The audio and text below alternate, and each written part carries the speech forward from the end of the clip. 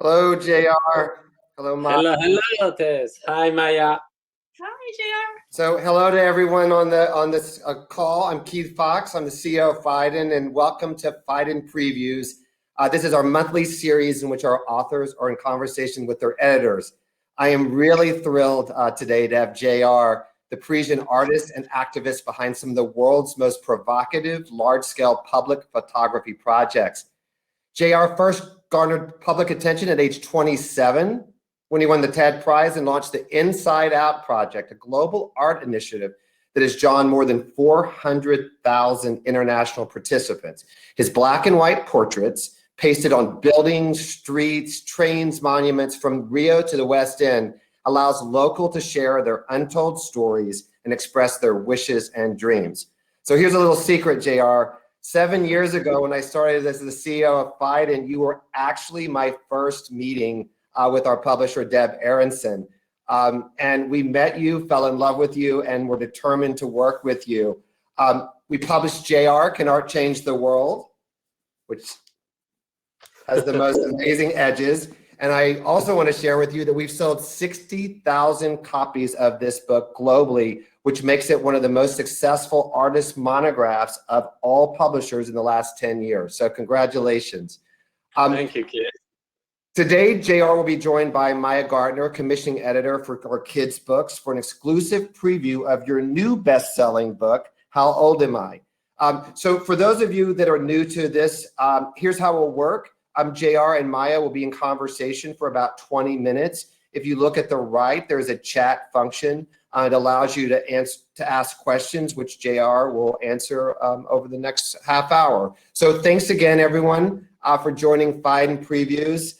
Enjoy How Old Am I? Thank you. Thank you, Keith. Thank you, Keith. And hello, JR. I'm so excited Maya. to be here. Hi. Thank you so much for joining us today. This is super exciting. It's a pleasure. Yes. But so before we kind of launch into a conversation about How Old Am I, which is your latest book with Phaidon, I'd really like to start by congratulating you on the 10th anniversary of your Inside Out project, which I believe is the project that really put you on the map as a global artist. So can you tell us a bit more about this project and where you are now, 10 years down the line? Yes, the project is pretty simple. For the one who don't know it, it's really basic. You send us your portraits, we'll print it and ship it back to you for free, wherever you are in the world. This is still functioning. We're now 400,000 posters later in 130 countries. And what you're seeing here are the people pasting those stories and faces all around the world. And I want to add that it's free, and it actually works in an amazing way, is that the people who can pay do pay, and it actually pays for the people who cannot. And that's been working. It's kind of an utopist artist project that's actually functioning. So we've been lucky. Amazing, thank you. And yes, this project is absolutely fascinating, and it's been 10 years. You know, you've done it for 10 years now, and actually your new book, How Old Am I, is a part of this project and a kind of an extension of the project. And would you like to talk a bit about that as well? Yeah, How Old Am I is actually an amazing way of going behind the photos through the stories of the people. But the way this book has been put together is that it actually goes from 1-year-old to 100-year-old through the stories of different people from all around the world. So it's pretty easy and simple. It comes in a great, book. I put some little stickers of my favorite stories. But each pages you'll see have an age and then have a story and the location. So it's actually a great way for kids, but even for adults, to actually, look at great photos and great portraits that have been taken all around the world, but also to read the story. And I have to say that depending on where the people are and in which context in the world they are, to know how they sing depending of their age too, it's pretty fascinating. And I'm always learning through those projects, especially through a project that is so participative.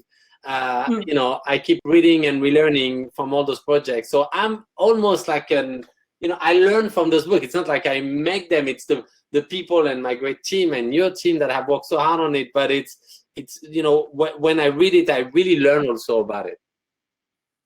And I want to talk a bit about the background to this book, because it's exactly what you say.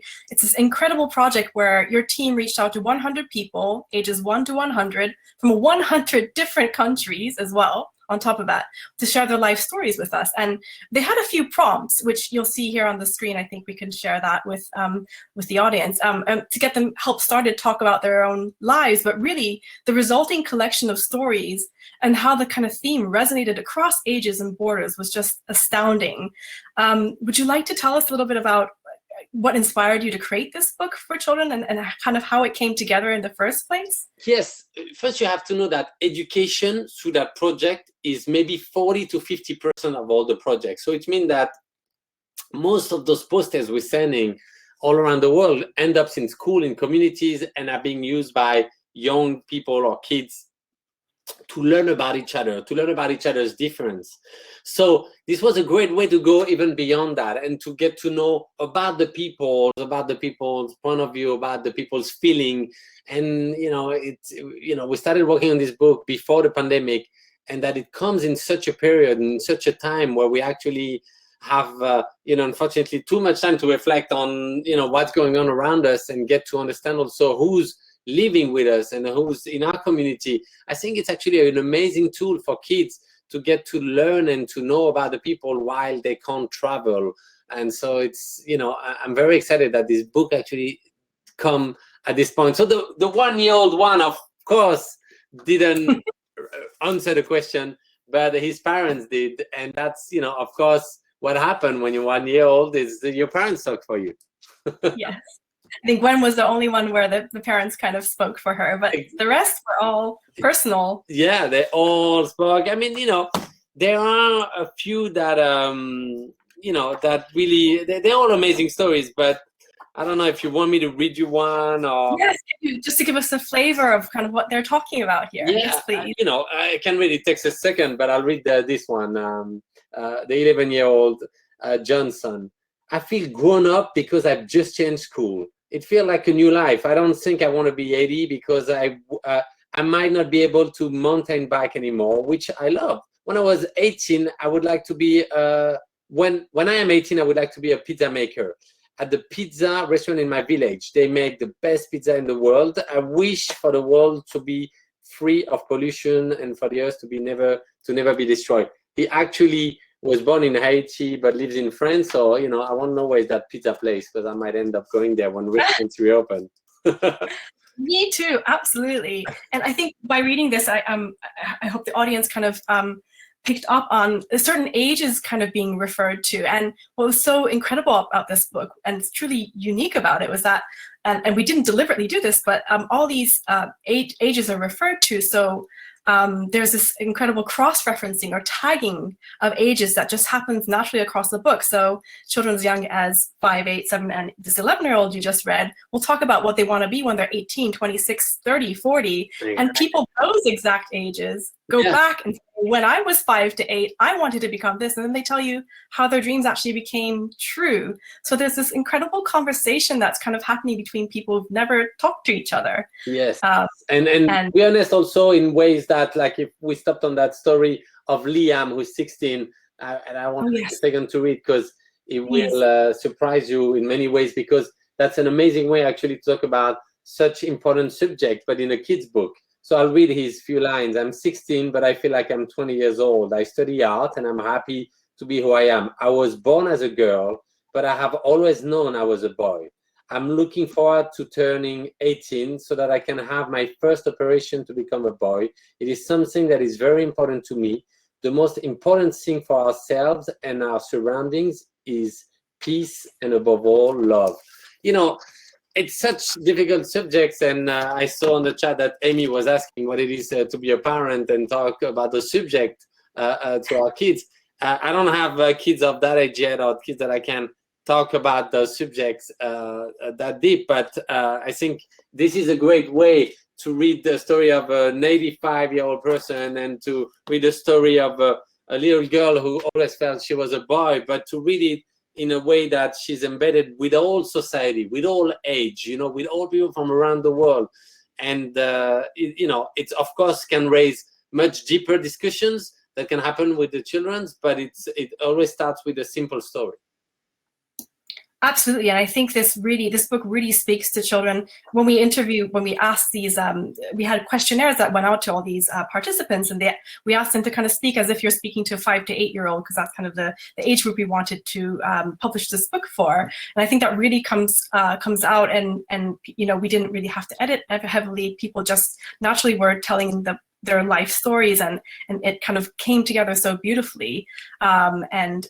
Also, I feel like there were this other incredible thing, which you kind of touched on before, was that when we put the books together, even though all the participants are different ages and from different countries, there's also this conversation happening between generations and borders about their wishes and hopes for the world. And some of them were quite similar, like childhood education. I think we had environment earlier coming up as kind of important themes for everyone and lots of people's lives. And actually, I saw also a question of someone asking how the people were selected, which is an important question, because we actually send messages through the Inside Out project, but also through social media, and saying if you are between 1 and 100 living in, and then we started making a list of country, and whoever we would reply first, we would actually you know, call and ask questions, and then slowly we started reducing the list and say, hey, we need people from this country and that country. And then it was so hard at the end, because then you look for someone from Turkey who's like 97, you know, or like, then it becomes so hard, because you're like, damn, do we know anyone? And so as slowly as all the slots been taken, you know, it was really hard to actually find, but it often goes through families or people who say, hey, I know someone, my uncle lives there, he can ask his neighbor, or like it was really like kind of a, you know, a challenge to find the 1 to 100 that also feel not like, it's not a casting, oh, I don't like your story, we're going to choose this person. It's really like this randomness that's always present in my work, no matter the project, is that there's no selection. It's really not a casting like in a movie. We really let people come with their story, and there's always an amazing story behind each one of us. It can sound a little bit, you know, utopic to say that, but it actually is, and that's what I've always been counting on, and it always delivered amazing stories. I always, in any project that I have done in all those countries, I've just stopped people in the street and said, do you want to be part of that project? And the one who said no, then were not part of the project. The one who said yes ended up sharing the story. And I think that's one way of sharing the story of you know, people and humanity, and this book reflected in a beautiful way. I can't agree more. I think for me it was more surprising because you had more of the vision for this project, but when it started coming together, for me it was such a surprise to see all these conversations happening, and just how these personal stories connect with this universe. The personal becomes the universal in a way, and it's such a natural and relatable way for children and for other people as well. And somehow we connected everyone together, even though these people don't know each other, connected humanity as a whole, really, through this subject that you chose, which was age. And I just thought I can't stress how moving it was to see all these conversations happening in this book, and how many things it sparked so many things in my mind. And that kind of brings me to my other question for you, because I know in your art, as you just say it, you often sparking conversations and raising questions is kind of a really important part of your art. And what kind of conversation do you think this book might spark for a child or their parents or their friends and family? You know, it's a good question. My work is always an excuse to start a conversation, wherever it is and however we actually make it. So whenever we have those portraits being pasted in the street, whenever I'm even organizing myself a pasting, it's actually an excuse for conversation.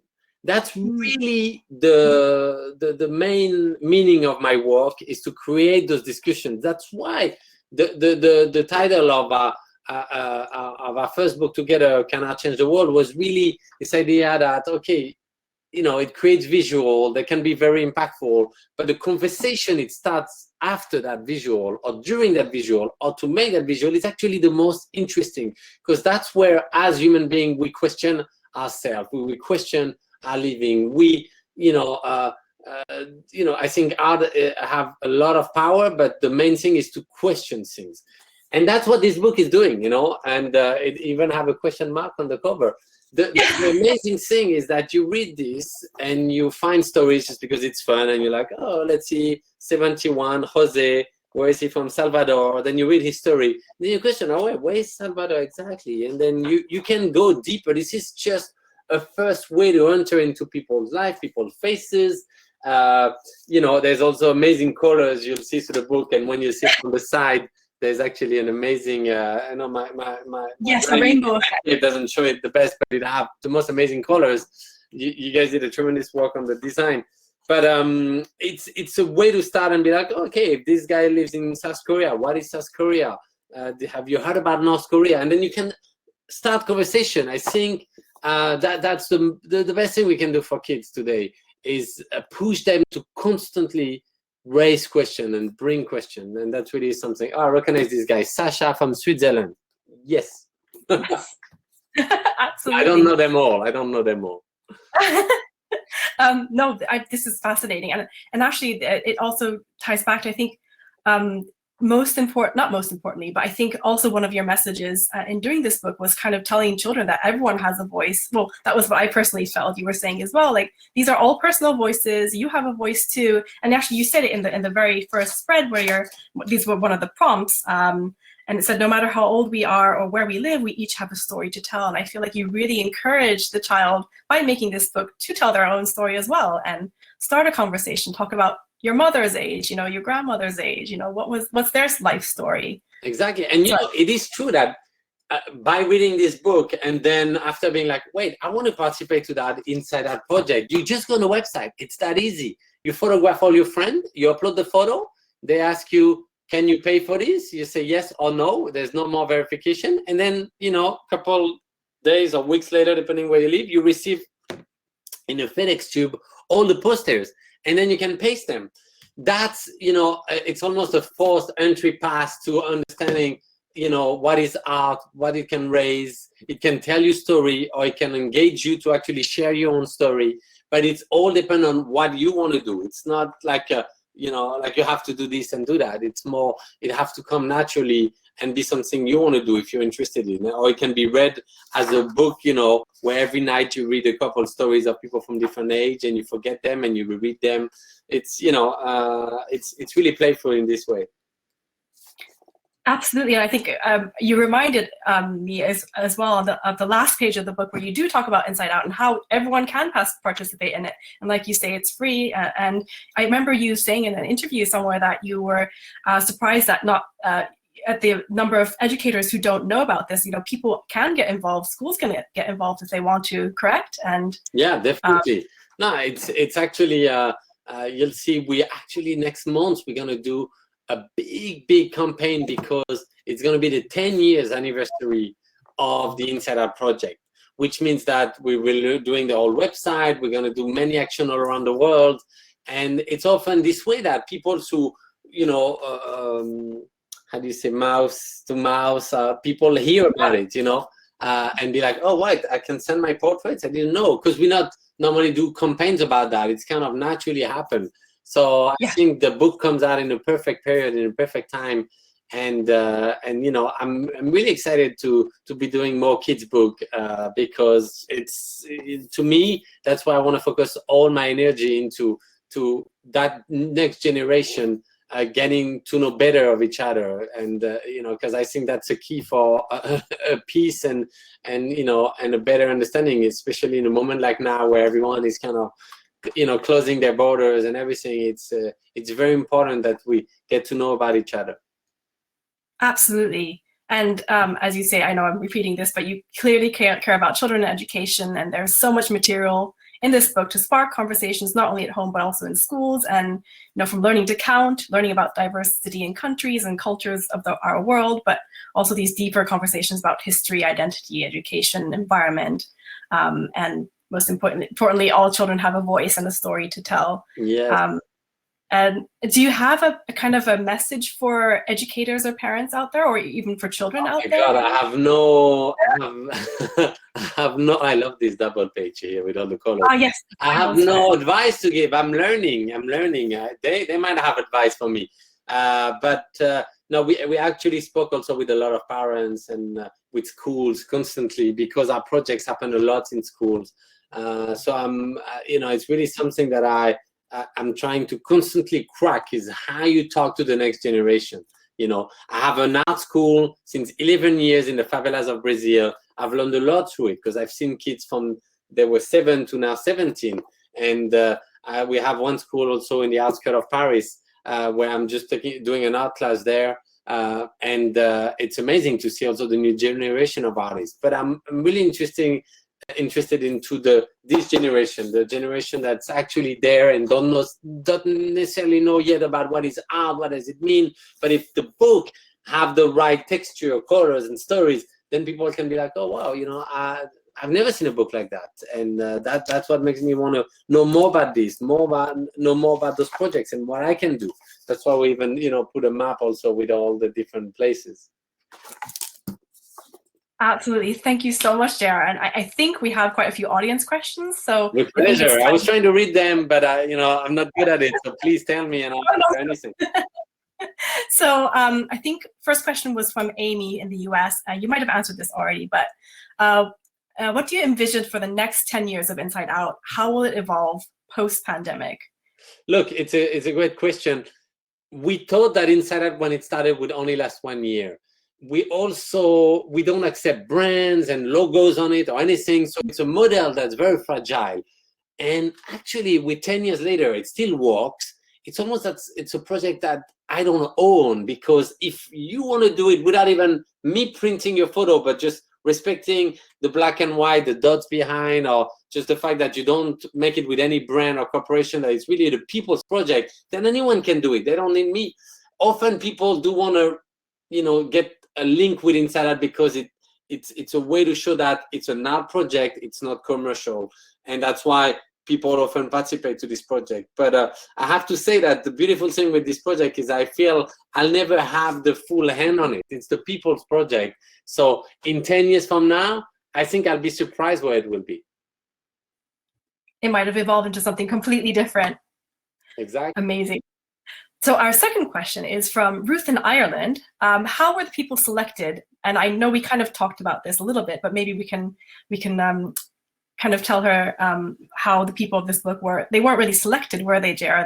You reached out and... Exactly, yeah, we've done a bit of that, but yes, definitely, we've asked people, we asked to our chain of 400,000 people through the Inside Out website, through my social media, and then slowly we kind of narrowed until we find, the last people at the end who were from an age we didn't get and a country we didn't have.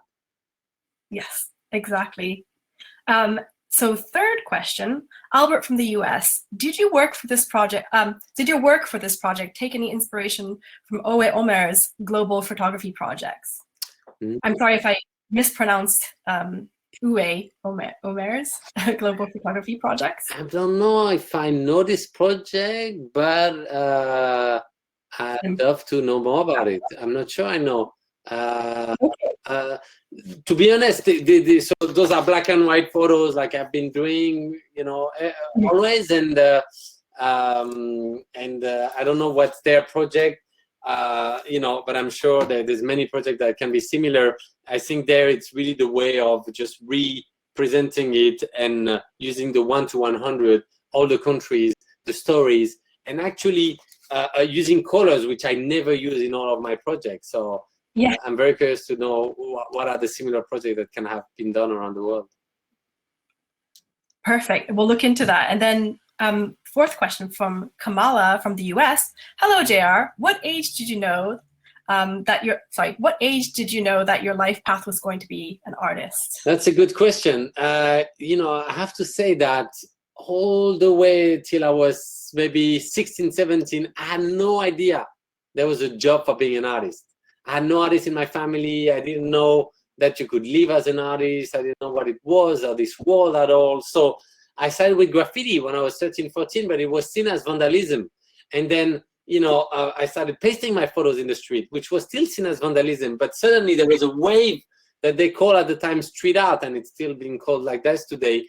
But that suddenly I got to see that, there's all those other artists around the world doing it.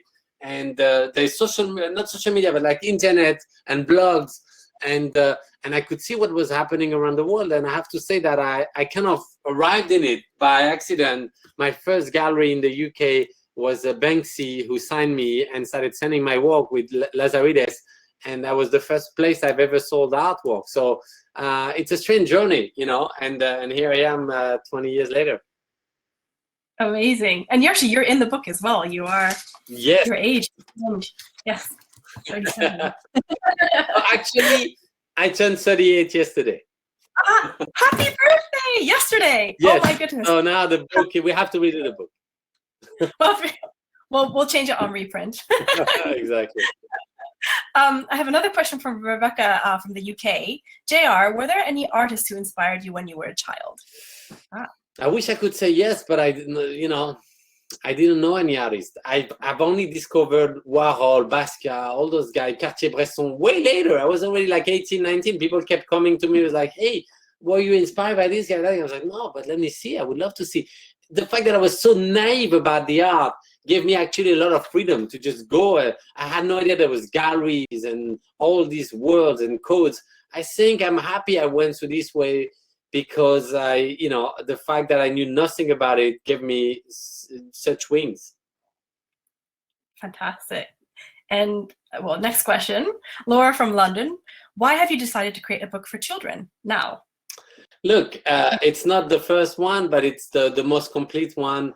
And more than ever, like I said earlier, it's really like one of our main focus with the studio, to do everything for education. It's the main thing of Inside Out project, which we do, but it's also, so every project we do, we always, you know, bring schools, incorporate schools. I have also a school in Brazil since 11 years. So it's really something that's really in the heart of what I do and my practice.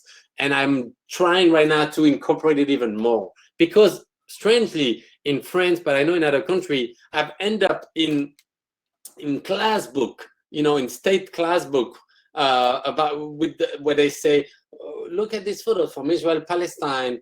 These artists have pasted on the wall. What does it mean? Please write an essay about this. And I'm like, oh my God, did I become the nightmare of all the kids now? That, you know, when I was a kid and I had all those things, I was like, oh my God, it's boring. So I hope I'm trying to make it a tiny bit more interesting. But this I have no input in. That's the state that's making it and putting me in all those school books. So at least those ones we can make it fun, control the narrative, and try to adapt it also to this generation. Absolutely, it's pitch perfect, I feel, for the age group and for children. So number 7, we have a question from Samuel from Hong Kong. Is there a country or city you would love to bring Inside Out project to after the pandemic? Oh my God. I mean, you should look at the beautiful thing about Inside Out, really, is that I don't decide where it's happening. It's the people. And often we have a map at our studio in New York where we send all the posters from, and you really look at it and there's some place where there's a hole and there's no posters, and you always wonder, okay, it doesn't mean that people don't want to participate. They've never heard of it. So often it's like, oh, you know, word of mouth, people have heard about it, and someone started a project, and then like, oh, we should do this. And then some people say, oh, wow, we can do this. It's free. Let's do it. And then suddenly, boom, there's a booming in the region. So I almost don't want to dream. I look and I see that it's already in all those countries, but I'm always, it's never enough. Actually, some cities do it more than one time, and there's always people who are desperate to express themselves or to show that they exist. And it comes also from places you wouldn't expect. You know, I remember an Inside Out project that really moved me from Switzerland, in a tiny little quiet town. The elderly people wanted to show that they still exist. And from a retirement house, they pasted all over their retirement house to say, hey, we exist. I think that's pretty interesting, because that was years ago. And today, during the pandemic, where they're really left behind because of all the safety reason, of course. But it really breaks my heart to know that now more than ever, they need any kind of support to show that, you know, we surround them. Absolutely, absolutely. This is slightly related to the pandemic question. Elle from France asks, what are you working on at the moment? Have parts of your practice changed during the pandemic? Yes, I mean, yeah, it changed because I can't travel as much, but it didn't change because wherever I am, I try to create around me, like do, local action for local impact. And so right now I have a lot of projects happening in France because that's where I am. So we have, our projects also in Italy. So it's close by where I can travel there. I'll have stuff in London coming up in a couple of months. And also I have my school in the outskirts of Paris. So I go see my students every week. But we have a restaurant that we serve for free every night, homeless and refugees. And actually we added students in the list of people who can benefit from that restaurant, where we use waste food and we cook it and with Michelin star chef, and we serve every night people who are in need, and it's actually amazing. I'm going there right after this call because it's actually the only restaurant open, but we are allowed to be open because we respect all the distancing and because also it benefits people who are truly in need. Oh, that sounds fantastic. That sounds like another book in the making, JR. We Perhaps we should. need to talk about that. And Matt from the UK, his question is, who is the one person you'd absolutely love to photograph and why? Oh my God, I'm so bad. I don't know. I have, I don't, most of the portraits that I have in any of my book are not famous people. I happen to sometimes meet famous people that I admire, artists that I truly admire, and happen to photograph them, but I've never, it's not, I do that for fun. So I have to say that most of the portraits always happen completely randomly. And I don't do casting or anything. So it's really more a site that I want to walk on. I'm like, oh, I need faces, or I need, architecture. That's always how projects start. It doesn't necessarily start by, I need that person. It's more, I want to walk in that community, and then it happens. And like this book, you want ages 1 to 100. Who's gonna exactly. But it was fun to try and find who's gonna be, age 37, me, but age 68 or age 95, or who's gonna be age 100. And now it's actually quite exciting to write to them and say, hey, the book's ready. I can't wait for you to see. You're in the book now. You might be 1 year older. But your story will travel, will get to people, and even yourself in 10 years you'll read it and be, that's how I was thinking a decade ago. Absolutely, and it came together to create this incredible project. It's a huge thing. You're part of this amazing project. So actually related to this, JR, what age do you want to be? Or perhaps I should ask, what age do you feel you are? No, it's funny. When I was doing my work at 19, 20, 21, 22, I always say I was 25 because people would not believe me that, they think, I always thought that I was too young to pace the wall between Israel and Palestine, or to be in the favela. So I say I was 25 in every interview I did for like 6 years, and no one even pay attention, I was endless 25.